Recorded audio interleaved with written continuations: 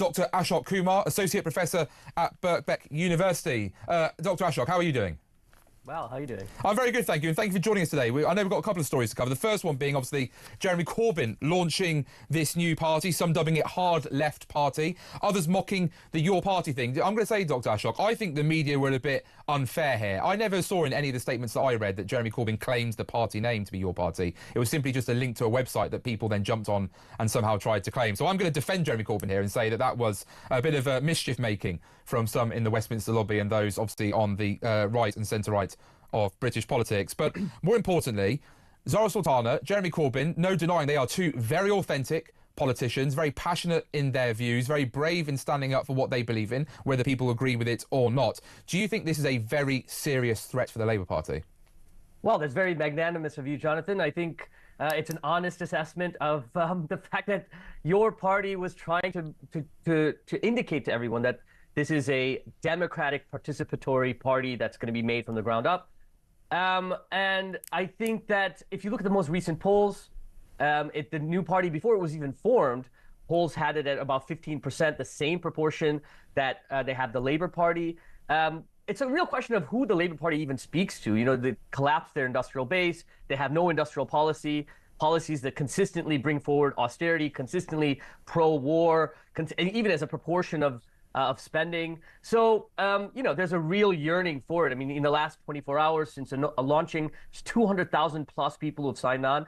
That's, you know, dwarfs the Labour Party's membership, or rather the Green Party's membership, the Lib Dems and the Conservative Party's membership. So there's a real yearning and there's a real desire for this kind of politics that isn't speaking, no party really is speaking to that, with elements of the Green Party speaking to that. But the Greens obviously have their own issues. That's why there's so many people supporting this rather than the Greens. With the Green Party, obviously, they're having a leadership election at this moment in time. There's the Adrian Ramsey, who's very much seen as a bit more of a moderate, trying to appeal to that traditional blue-tie Tory Shire area. And then there's Zach Polanski, being dubbed a left-wing populist, who is obviously, I would say, very much, it seems, aligned to the views of Jeremy Corbyn and Zarah Sultana on many issues.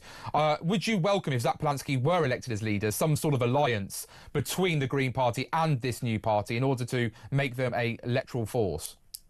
Yeah, I think Zach Polanski as leader is a progressive step. It also means that you have the possibility of a kind of red-green alliance where they don't compete against each other. You know, look, the Greens got second to Labour in dozens of seats. They get 5 to 7% in each seat across the country. People intuitively vote for the Greens in lots of places. It makes very little sense for a left-wing Green Party and a left-wing Zarah/Corbyn party to be competing against each other. If they do have this kind of red-green alliance, which I think both Jeremy Corbyn, Zarah Sultana, and Zach Polanski have indicated they'd be interested in, then you would have a serious contender against many of the mainstream parties that aren't competing against each other. And so, you know, I think that's a progressive step. I think there is a real problem right now, and the Greens have to come to terms with that they have had the opportunity for years, especially since 2019, to speak to this constituency of people as the Labour Party has abandoned their base. And they haven't made many inroads. You know, they poll maximum 10%, unfortunately, and in recent polls, polling at about 6%. So I think they have to come to terms with that. There's ex-Labour voters, there's voters in the industrial heartland, there's lots of Muslim voters, South Asian voters, that they've made some inroads, but not sufficiently enough. And I think that's where this new party can sort of take that space, and the Greens can take a different constituency, especially, like you said, places that, you know, like Adrian Ramsey represents, a much more sort of not an urban center that I think maybe the new party wouldn't have that many inroads in. Do you think that we'll see campaigning style very much modelled on what we're seeing over in New York City for the mayor? I think it's Zohan, if I remember or said his name correctly, obviously securing the Democratic nomination for the mayor over there, and his competitor at the time, Andrew Cuomo, has seemingly apparently not given up the fight to try and become mayor alongside Eric Adams, and lots of talk in Republican circles that they all step aside and privately back Eric Adams in order to try and stop Zohan from taking over. Obviously, he's been using social media very well. He's a young, dynamic person. I'm sure Zarah Sultana will be looking to inject that same kind of energy with her huge following that she has across many social media platforms. But do you think, more importantly, Jeremy Corbyn was vilified by Sir Keir Starmer, used as a punch bag to tell the electorate, we in Labour have changed? That seemingly did work in trying to convince voters to go back to Labour in the last general election. Or is that just not matching reality when Sir Keir Starmer never got anywhere near as many votes as Jeremy Corbyn did, both in 2017 or 2019? You're absolutely right. Look, I think that there was a real attempt to try and vilify and demonize that record, but it was demonstrably not the case at the ballot box. You know, it was an election victory. Starmer's election victory was built on sand. In 2017, you had Jeremy Corbyn win the second largest number of votes in history for any Labour leader in British history, second only to Tony Blair in 1997.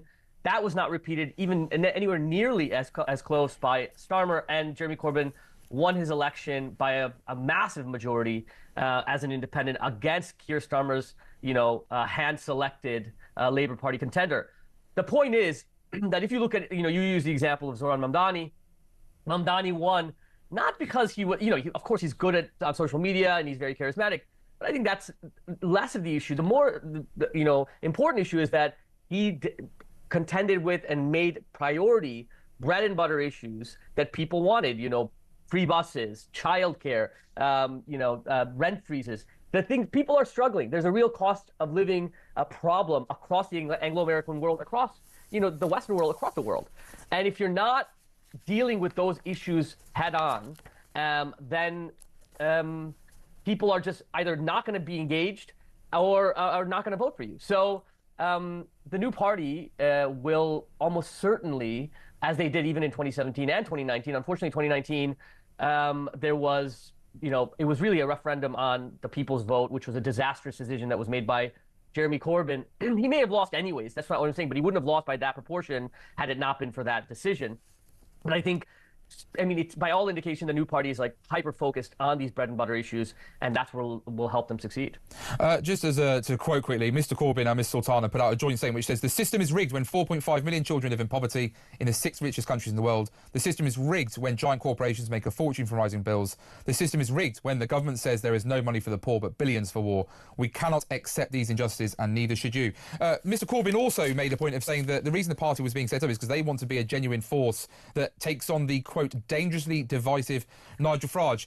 Ashok, there's going to be a huge amount of public opinion as well that Jeremy Corbyn himself is divisive. He's been seen as a friend of people who were formerly in the IRA. He called Hezbollah Friends a terrorist organisation. He's been obviously, people would say he'll pander to Islamist extremists that live in certain parts of our country in order to gain votes, very much what people call the Gaza independence. Isn't Jeremy Corbyn as divisive as Mr. Farage?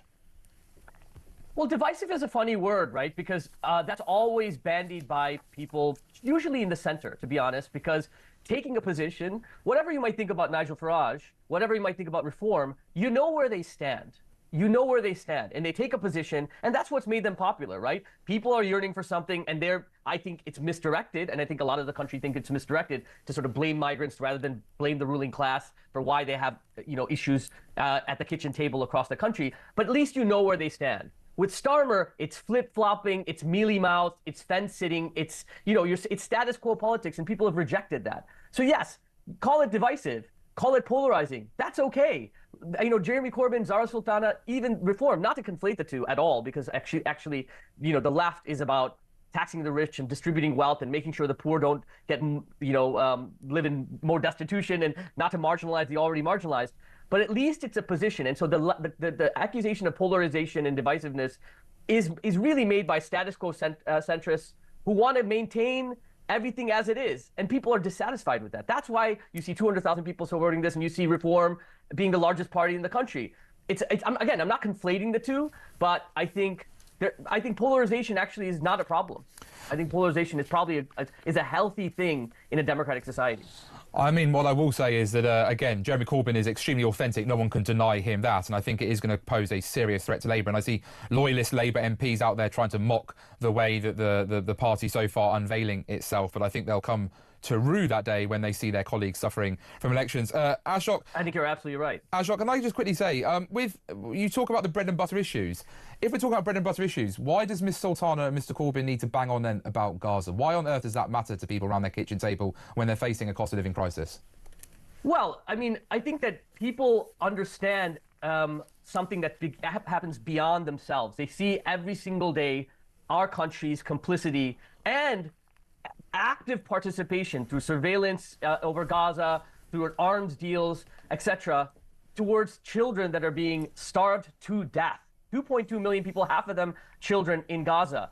When we talk about kitchen table politics, it's not just people just selfishly caring about their little corner of the world. When we talk about kitchen table politics, we say, are we prioritizing doubling the defense budget, as Starmer suggested, or actually funding the NHS, funding childcare, funding welfare, ensuring higher wages?